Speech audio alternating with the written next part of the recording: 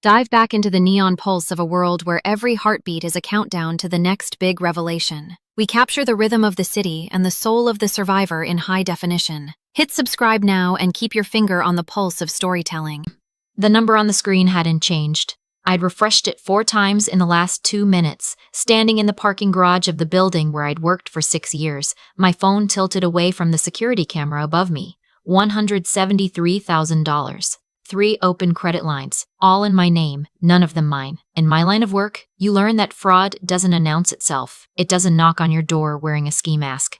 It arrives quietly, in paperwork you never signed, in accounts you never opened, in a life someone else built using your name as the foundation. When I find it in a client's file, I don't flinch. I document. I trace it. I build the case until there's nowhere left to hide. The problem was that this time, the file had my name on the cover. My name is Maya. I'm 31 years old. I'm a fraud analyst at a mid-sized regional bank, and for the past 6 years, I have spent my days finding exactly what I had just found in my own credit report. I knew every trick. I knew every pattern. And standing in that parking garage, I realized I'd been so busy protecting strangers that I had never once thought to check my own foundation. I should start from the beginning because the beginning matters. It always does. My mother married my stepfather when I was 9 years old. His name was Dennis, and he came into our lives smelling like cedar and carrying a bottle of wine for my mother and a stuffed bear for me. He was charming the way a salesman is charming, warm right up until the moment the paperwork is in front of you. My mother thought she'd found a partner. What she'd actually found was someone who had spent his entire adult life identifying soft targets. She was a soft target. She had a house from her first marriage, a modest savings account, and a daughter who was too young to know what a red flag looked like. By the time I was old enough to recognize the patterns, they were already embedded. Dennis handled the finances because my mother said she was bad with numbers. Dennis made the major decisions because my mother said he was better under pressure. Dennis's name was on every account, every lease, every utility, because Dennis said it was easier that way. My mother believed him. She believed him the way people believe the ground will hold them without ever checking whether there are cracks running underneath. I left for college on a partial scholarship and 2 part-time jobs. Dennis didn't offer to help, and I didn't ask. The distance felt like oxygen. I called my mother every Sunday, kept the conversations surface level, and told myself that leaving was the same as being free. I was wrong about that. Leaving is not the same as being free. I didn't understand that yet. I came back from my grandfather's funeral on a Thursday in November. He was my mother's father, a quiet man who had spent 40 years as a civil engineer and who had, in his final years, grown increasingly suspicious of Dennis in a way he never quite put into words, but made obvious through the particular silence that fell over him every time Dennis entered a room. My grandfather owned a 2-bedroom condo 20 minutes from my mother's house. In his will, he left it to me. I found out about the will on a Friday afternoon, sitting in a lawyer's office that smelled like old paper and lemon polish. My grandfather's attorney, a small, precise woman named Patricia, read the relevant section clearly. The condo was mine outright, no conditions. My grandfather had updated the document 18 months before he died. I cried, and not because of the property. I cried because I understood, sitting in that chair, that my grandfather had known. He had watched, and he had known, and this was the only way he'd known how to protect me after he was gone. Dennis found out that same evening. I don't know who told him. It could have been my mother, who had been present at the reading. It could have been the way he always seemed to know things in our family, through some network of pressure and small manipulations that I had never been able to fully map. What I know is that by 7 o'clock that Friday night, he was sitting at my mother's kitchen table with a folder in front of him, and when I walked in, he looked up at me with an expression I can only describe as prepared. "Sit down, Maya," he said. "We need to talk about the condo." I sat down. I had learned over the years that sitting down cost me nothing and gave me information. He opened the folder. Inside were documents, a lot of them. He talked for a long time about family, about how my grandfather had clearly not understood the full financial picture, about how the property would eventually need to be sold to cover certain obligations, about how the right thing, the family thing, was to sign the condo over to be held jointly until everything was sorted out. He pushed a document across the table toward me. I looked at it. I didn't touch it. My mother was standing by the counter, not quite looking at me. She had her arms crossed over her chest the way she did when she had already agreed to something she wasn't sure was right. "What obligations?" I asked. Dennis smiled. It was the smile he used when he thought a conversation was almost over. "There are some outstanding loans that your grandfather may not have accounted for," he said. Family loans. It's complicated. But if we're going to handle this the right way— What loans? I said. Whose name are they in? The smile stayed, but something behind it shifted. We can go through all of that later. Right now we just need— I'm not signing anything tonight, I said. I stood up. I picked up my coat. I said goodnight to my mother, who still wasn't quite looking at me, and I walked out. I drove home. I sat in my apartment. And then, because I am a fraud analyst, and because my grandfather had left me something, and because something in Dennis's prepared expression had been vibrating at a frequency I recognized from work, I pulled up my credit report for the first time in over a year. $173,000. 3 open credit lines, all in my name. The first account had been opened 4 years ago, a personal loan for $52,000 from a lender I had never heard of, with an address in a state I had never lived in. The second was a revolving line of credit, currently carrying a balance of $68,000, opened 2.5 years ago. The third was the most recent, opened 14 months ago, $53,000, already drawn down to almost nothing. All 3 listed my home address at the time of opening. 2 of them listed my former employer as place of work. 1 of them had my actual social security number. All of them had a signature on file. I didn't sleep that night. I didn't scream either. In my experience, screaming is what you do when you don't have a plan. I had spent 6 years building plans for other people's crises. It was time to build one for my own. The first thing I did was call in sick the following Monday. Not to sit at home in shock. I'm not built for that, but because I needed time to work, and I needed to work without anyone looking over my shoulder. I spent that Monday pulling every document I could access. I requested full account histories from all 3 lenders. I ordered a secondary credit report through a different bureau. I called Patricia, my grandfather's attorney, and without explaining everything, asked her to hold off on any property transfer paperwork until I gave her the go-ahead. She asked no questions. I appreciated that. By Tuesday evening, I had a timeline. The first loan had been taken out 11 weeks after I left for a work conference in Phoenix, the same week my mother had asked me to leave a key with Dennis in case of an emergency. The second had been opened during a period when I had been dealing with a personal situation and had been, as Dennis would have known from family dinners, distracted and not checking my mail carefully. The third had been opened with a slightly different signature, still close enough to pass a basic review, but different. Someone had been practicing. The signatures weren't mine, but they were good enough that they had passed. That told me something important about how long this had been in preparation. On Wednesday, I called a friend I trust, a woman named Keisha who works in consumer protection law and who has, over the years, become my first call in situations that require both precision and discretion.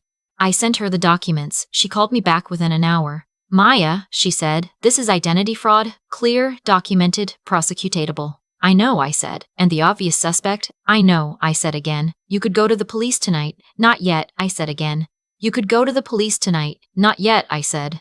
I need to understand the full picture first. If I go to the police before I know everything, he destroys whatever I haven't found yet. There was a pause. What are you thinking? I told her what I was thinking. Here's the thing about people who've been running a long con. They believe, at the core of everything, that the other person doesn't know. That belief is their operating system. It is also the crack in their foundation. Once you find it, you don't kick the wall down. You wait. You let them keep building on it. And then, when they're furthest out on the structure they've constructed, you remove the ground beneath them. I called Dennis on Thursday morning. I told him I had been thinking about what he'd said. I told him I wanted to understand the full picture before making any decisions. I told him I thought maybe we'd gotten off on the wrong foot and I was open to a conversation. He suggested dinner. Of course he did. We met at my mother's house on Saturday. My mother made a pot roast. Dennis had the folder again, plus what appeared to be additional documents he'd added since Friday.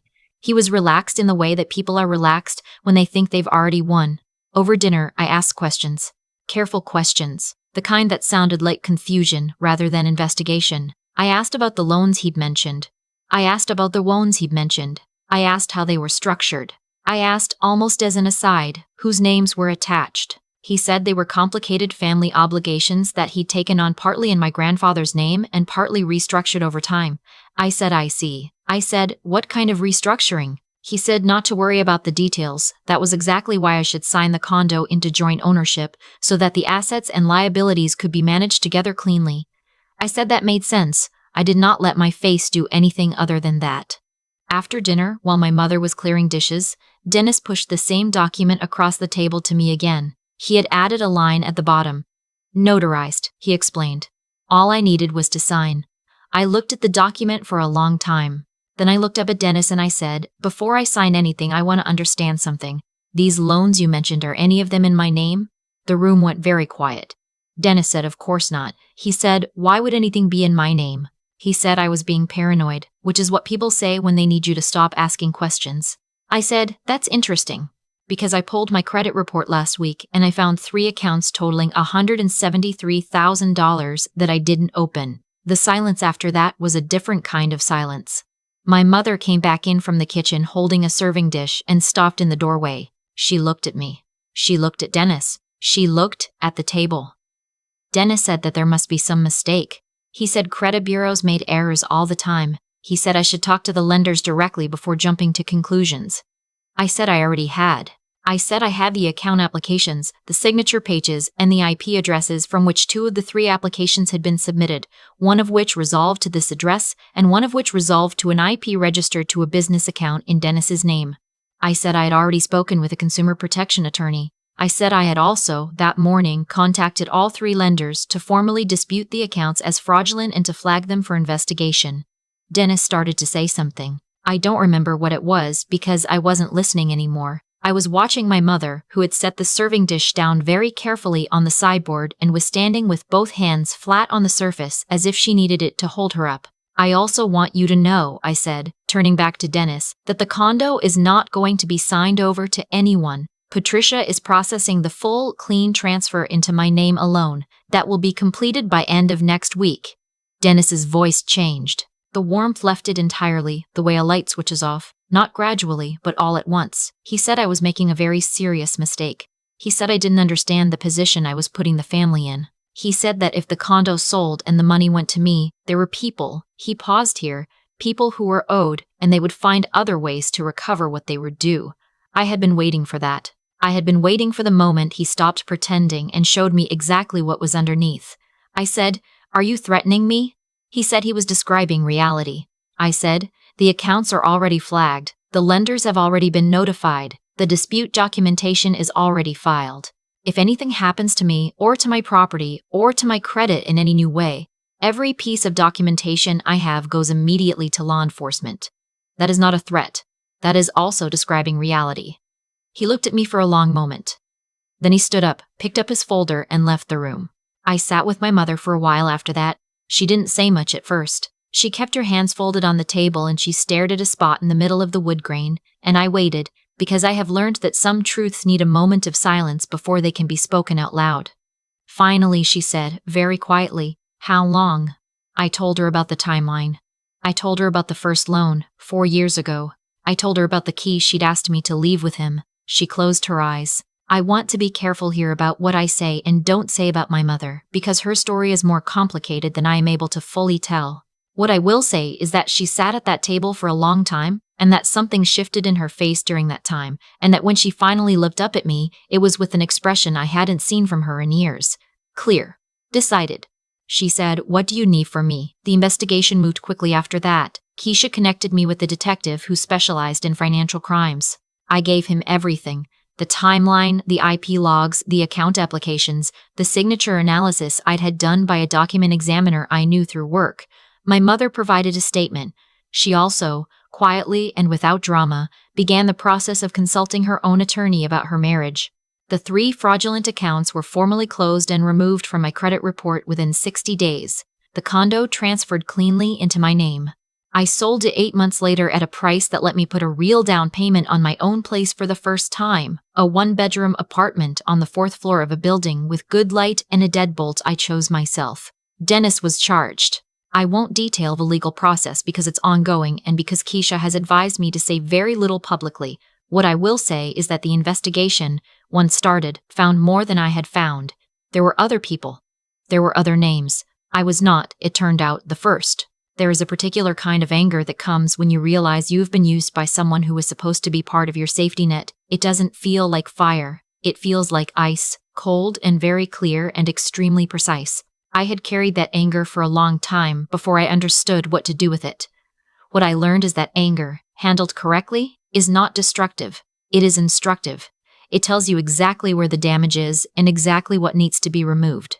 The thing I keep coming back to is the document he pushed across the table at me, the one I never signed. He had it notarized before I even sat down. He was that certain I would sign it. He had built an entire plan on the assumption that I would do what I had been conditioned to do since I was 9 years old: defer to him, trust the paperwork, not ask the questions that needed to be asked.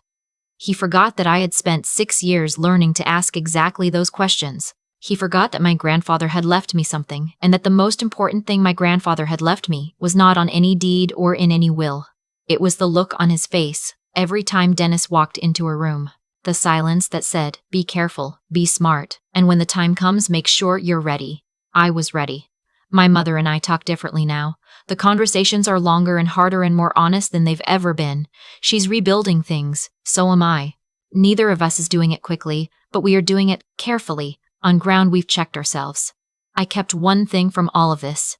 It's a photo of my grandfather on the day he retired from his job, standing in front of a building he helped design, hands in his pockets, squinting into the sun. He looks like someone who built things to last, who checked his work, who understood that the foundation is the part nobody sees, and that's exactly why it matters most. I put the photo on the windowsill of my new apartment, where the light hits it every morning. He knew. He always knew. He just needed me to figure it out for myself, and I did.